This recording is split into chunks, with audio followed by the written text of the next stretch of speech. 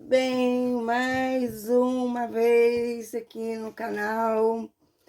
Sejam bem-vindos. Não deixem de dar um like aí. Se você gosta dessas histórias, de saber aí como estão são histórias do mundo, do Brasil e atuais, que estou ouvindo agora até sobre muitas coisas, então. Mas aqui vamos voltar a uma que todos, impossível não terem ouvido falar, de Suzanne von Richthofen. O livro, impressionante, eu li ele há poucos dias, tá? Eu quero saber se vocês querem que eu fale lá do início, porque nem eu sabia daqueles detalhes, assim, tão... da dificuldade da morte da mãe, demorou mais a falecer do que o pai, daquela, né, de tanta ali, que eles caíram ali, de tanto bater, né, dela jogar água. Bem, aí se quiserem eu volto lá, tá bom? É o livro sobre assassina e manipuladora, muito manipuladora. Hoje ela tá casada com um médico, fez concurso, tá, para trabalhar no fórum, até onde ela tem lá todo o processo dela e o julgamento criminal e tudo, tá? O porquê? Ela não quer ser funcionária pública. Não quer, não. As pessoas falam graça, ela é manipuladora e ruim, ela é uma mulher perigosa, confusa, mas perigosíssima, tá? E eu não consigo achar graça de nada disso. Eu não consigo rir quando falo o nome dessa mulher, tá? Vamos lá. O livro sobre assassina e manipuladora. Depoimento de outras detentas. Mas Suzane era imediática, né? Era aquele julgamento que ficou conhecido, o julgamento daquele crime que foi conhecido, que foi...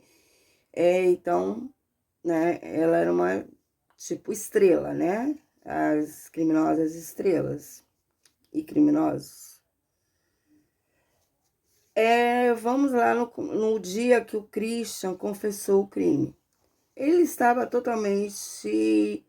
o que faz parte da vida de quem usou a noite toda drogas, que naquela depressão e naquela situação toda, ele contou toda a verdade e disse, e notaram a tendência ao suicídio, e ele olhava muito para uma janela, e ele confessou que ele ia se jogar depois, ali pela janela, tá? E correram e fecharam essa janela. Na verdade, ela era protegida por políticos, tá? Fora toda a questão, né? O Christian, no dia que confessou o crime, ele estava depressivo, tá? Tinha havido uma noitada de cocaína e normal de estar em depressão. E numa situação dele, como eu disse, ele resolveu confessar e depois se jogar pela janela. William Barney, advogado do pai, tá, de Suzane, ficou com ela 12 anos. Ele acompanhou até largar ela, né? Mas ele ficou 12 anos com ela. A Susana logo foi para uma prisão que não era de estrelas. E ela não tinha família, porque ela havia feito o que fez, diferente dos escravinhos, que os pais pagaram advogado, tudo, tá? Mas tinha lá o advogado, tá? do pai dela. E no julgamento, né, lendo o livro, um dos júris, um dos jurados, diz que ele estava penalizado com a história da Suzana. Aí, incrivelmente, esse homem, né? Esse jurado era homem. Ela tinha um poder muito grande de sedução, na questão amorosa, sexual, em todas as fontes, em todas as partes, não só nessa, tá? Na cadeia que ela foi, tinha facção, era comandada pelo PCC, e tinha a jagunça Maria Bonita, que queria a cabeça dela. Chegando lá, eles ficam 10 dias umas solitários que para, né, se acostumar com a vida detida. Só que a Maria Bonita já sabia da história, né? Todos já sabiam da história. E nesse mundo existe assim, matar crianças e os próprios pais existe uma lei ali, né? Maria Bonita queria, porque queria a cabeça dela. E avisou a Suzana, como toda bandida, né? Ela disse que ela tinha que pagar 3.000 mais 1.800 por mês, ou ela ia virar a mulherzinha delas todas lá. Tinha uma carcereira que era considerada uma irmã, porque ela era muito católica. Ela disse para a Suzana que se ela aceitasse, se ela pagasse, ela nunca mais ia ficar livre dele, do PCC. E que também Deus abominava, né, ser lésbica. Deu a Bíblia para Suzana. Suzana ali tentou estudar tudo. Só que não se resolvia muita coisa. Suzana, então, essa carcereira, ela enviou a Suzana para trabalhar, como assim, todos lá nem alfabetização tinha. A Suzana vinha da faculdade de Direito, que ela não terminou, né?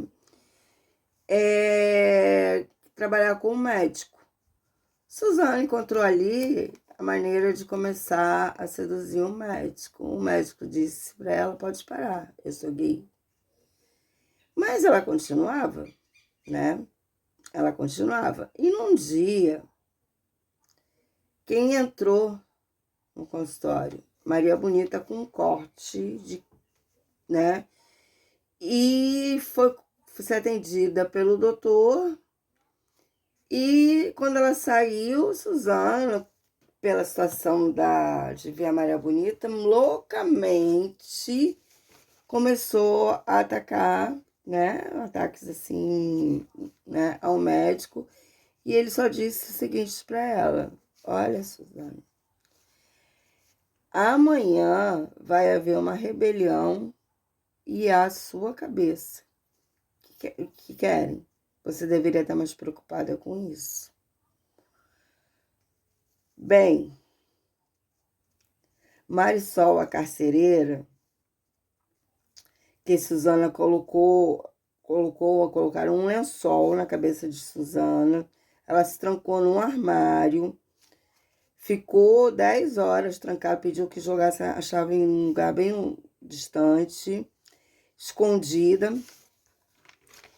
E depois de 2 horas trancada, não encontravam ela, prenderam a carcereira em um cilindro de gás e falaram que iam colocar fogo. E iam mesmo, tá? E eles terminaram encontrando a Suzana. Bem, tudo isso, houve, né, algumas coisas ali, né? Mas, como se sabe, tudo fica se sabendo aqui fora. Geraldo Alckmin mandou as forças especiais porque ali tinha uma presa que queria dar problema. Porque ela depois foi para o Tremembé. Aí ele mandou tirar, acabar com tudo aquilo e tirou, foi para, né? Ela foi para o juiz, para um juiz, né? Ela fez um encantamento lá numa determinada pessoa para conseguir essa transferência, prometendo noites de amor, coisas incríveis com ele. Depois que ela conseguiu a transferência para Tremembé, que é considerada a cadeia das estrelas, né? Todas elas passaram por lá ou estão lá, né? Porque lá tem água quente, TV, capacidade de 130, tem acho que 20% só. Todo mundo quer ir para lá. Esse homem, ela denunciou ele depois que ela estava lá. Ele foi afastado e não ficou afastado do cargo dele até hoje, tá?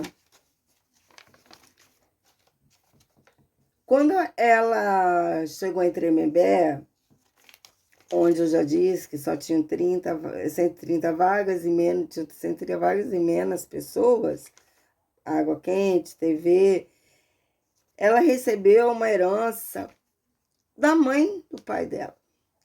Ela tirou todos os netos, excluiu todos os outros netos e deixou R$ 1 milhão para Suzana, que não teria nada. E os outros tinham, né? Então ela deixou a mãe do próprio homem, que não é complicado, né? Nisso, Andréas ficou morando com uma empregada e ele agia como um reizinho, ligando 11 horas da noite, dizendo que cadê o perfume dele, que ele ia ligar para a polícia. Eu sei que essa empregada que cuidava dele falou com o tio e não se sabe se eles são assim mesmo, ou se algo me tinha mexido com o rapaz, ou se eles realmente eram assim. Existem algumas coisas sobre o Andréas que também me que nós vamos fazer um vídeo depois. Apesar de que ele está fora do país e ele sofreu muito também, né? Não tem como dizer que não, né? Aí ela começou lá, ela tirou de uma detenta estrela a Sandrão. Até hoje, até houve um casamento para elas ficarem em um quarto, mas a ideia dela mesmo era que, por exemplo, se a Sandrão saísse, porque logo ela saiu, Sandrão matou uma criança num sequestro ali de um dono de pizzaria, tá, de 14 anos, porque ele viu o rosto dela, tá? Totalmente masculinizada, e elas tiveram, né? E a Sandrão que resolvia todas as situações da Suzana, conseguiram até uma entrevista lá pro Gugu, tá? Na qual elas foram tratadas como estrela, sendo que foi depositado, era 20 mil para Sandrão e 100 mil para a Suzana. Ela ficou com a Suzana, ficou com tudo. Só que Suzana convenceu o Gugu que elas iam ser empreendedoras ali, porque elas trabalhavam nas máquinas, conseguindo 4 máquinas, tá? Dando um valor aí de 120 mil reais de maquinário, que não foi entregue no presídio, senão ficaria para o presídio. Pois estamos falando aqui só de gente falecida, né? Na época, o Gugu mandou para a casa da Sandrão. Como a Sandrão não recebeu os 20 mil, ficou ali um olho por olho, né? Ela ficou com o maquinário e não deu nada para Suzana. Tudo buena, gente. Sandrão ficou com as 3 máquinas.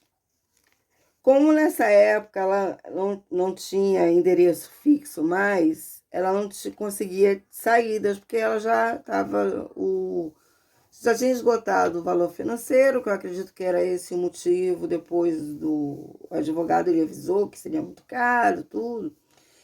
E ele largou de mão. E ela então não tinha. Aí ela começou, nos dias de visita, ela conheceu um rapaz que ia visitar a irmã, um rapaz lá de cidade pequena, tá? Que quando ela saísse, ela poderia ir para a casa dele. Deu muitos problemas, né? E ela, né, quando saiu, ela foi morar com com esse rapaz. Bem, né? Quando ela estava morando com esse rapaz, ela recebeu um telefonema que dizia assim: se é você, diga, digite qual é o nome do nosso primeiro cachorrinho. Ela digitou e era o Andréas. Andréas marcou, essa família fez toda lá, a família do rapaz, um almoço para esperar o Andréas. E engraçado que foi no dia que ele saiu, ele ficou para ir para o encontro com a Suzane, que ele vem. Não sei se eles iam resolver, que ele falou que queria vê-la, né? Mas na realidade eu acho que era a venda da casa, que já estava em mau estado, foi vendida e ficou o dinheiro só para ele.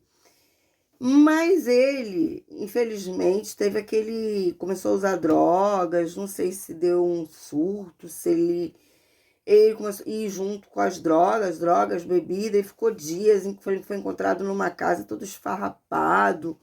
Um menino inteligente, que hoje é um cientista, né? Que está fora do país e tudo, como eu já havia dito. Ele tem vários trabalhos aí fora, porque aqui no Brasil ele disse que não consegue ficar mais, não conseguia ficar mais. Bem, Daniel, né, dos irmãos Cravinho, na época o namorado, que também fez junto aquelas, né, coisas todas, hoje ele se apresenta para a sociedade como um homem bem casado, um senhor, casado com uma biomédica, desde a época lá, né, que ele estava, ela era filha de uma carcereira tá casado até hoje, direitinho. Eles receberam uma herança da avó deles de 800 mil. O Christian continua com uma vida louca e usando aquelas substâncias, entrando e saindo. Só o personagem dele, assim, você já sabe, né? Vendo, você já vê. Saindo, ele já pegou esse valor do dinheiro dele, investiu, tem uma vida para a sociedade boa, né? Para a sociedade, ele é um homem considerado do bem, tá? Porque ele tem essa vida, tá? Daniel tem essa vida decente, melhor do que da Suzana. Porque Suzana é louca. Suzana é uma história muito forte. Ela tem um modo operante de vida que continua. Só que ela não tem, que eu saiba, matar ninguém. Mas ela continua. Nem sempre no lado só amoroso, como eu já disse, né? Em todas as fases da vida. Ela já fez aquele teste 10 vezes de Roxar, na qual ela não passa. É um teste que é dividido em 10 quadros, tá? E textos, na qual você mostra para ela a imagem e diz o que ela... E ela tem que dizer o que vê. Aí, como eu vou dar um exemplo, o livro, tá? Ela simplesmente diz que ela via ali uma mulher, uma velha com uma criança, um dragão, uma feiticeira, coisas que não fazem o menor sentido com mas não é considerado pela diretora, pelos delegados, pelo todo foi dito que se todo louco continuasse preso por causa desse exame, não ia ter lugar na cadeia para mais ninguém, né? Ela saiu, né? Mas para validar o teste, fizeram com a Elisa Samúdio. Ela passou. Bem, ela não poderia, então ela não poderia sair, mas como foi dito, né, que todo louco, né, com o psiquiatra da Suzana, com o psique da Suzana, ninguém tá preocupado com o psique da Suzana, né, como todo louco, ficava aqui preso. Ela só matou os pais daquela maneira, mas assim, mais monstruosa assim, do que se possa imaginar. O sofrimento de... Mas tá tudo bem, tá tudo bem. Ela tá aí, todos estão bem, tá? Todos receberam heranças depois. A herança do irmão, não, que... Mas ela recebeu a herança do pai, né? Que seria do pai, né? Que passaria da avó pro pai, passou para ela. E a dela como neta também. Mas as credibilidades. Hoje ela é casada, né? Ela não casou com esse rapaz lá, que ela utilizou ele também lá na cidade pequena, né? E ela fez até essa prova aí, esse concurso, e capaz de passar, porque tem um QI alto, não sei se tem psicotécnico, né? Mas psicotécnico não deve atingir uma psicopata. Tá, bem, essa é a história de hoje, como está. Não saberemos como Loise, que é esse o nome que ela usa hoje, vai seguir aí, mas os passos que ela dá, alguém consegue saber alguma coisa. Ela pensou que depois que ela estava lá no interior, ninguém ia saber nada, mas ela depois casada com esse médico, ela casou com o médico. Ela está casada com o médico. Bem, análise de uma psicopata, uma assassina sem dó, uma pessoa com visão ocular diferente. Um grande abraço da professora Coruja Eliane Spengler.